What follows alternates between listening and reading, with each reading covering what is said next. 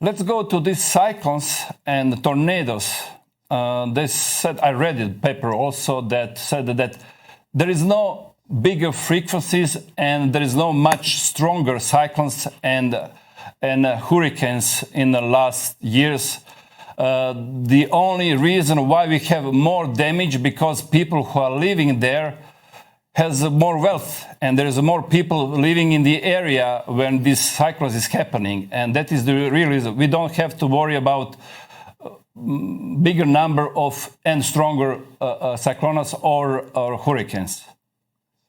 Yeah, I mean, this is one area where the science that you find in the IPCC is dramatically different than what normal people will read in the media.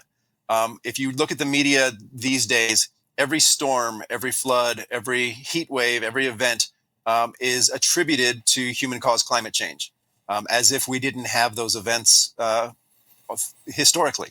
So, another frustration I have is not many people actually read the IPCC reports.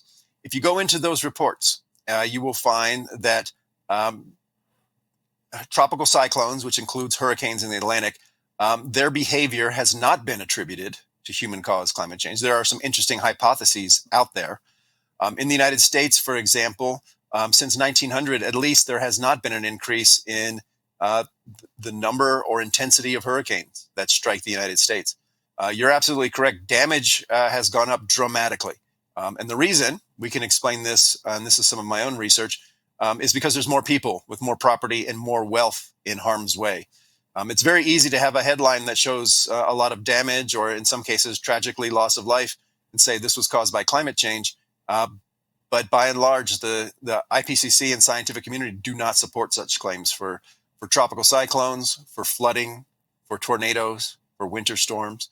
There are a few places where there is some confidence that human-caused climate change is associated with increasing extreme events, and that's heat waves in particular, and in some places what's called extreme precipitation. That's higher precipitation than is typical.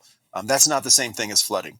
So extreme events are very photogenic. They're very easy to use in political advocacy, but the science isn't really quite there to support a lot of the claims that are made out in the public. Is there more wildfires than before? Yeah, it's a good. So overall, on the Earth system, over a period of, let's say, 30 years, more or less, there has been an overall decrease in the burning of lands on the planet.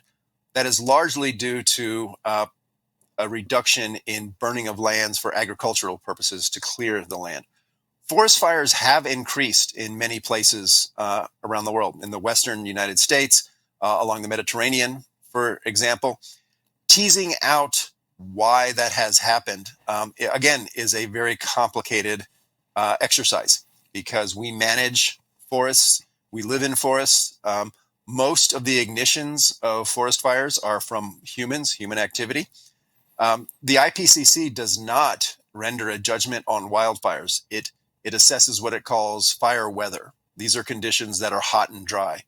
And it has seen indications that fire weather has increased, but it does not have high confidence in those findings yet.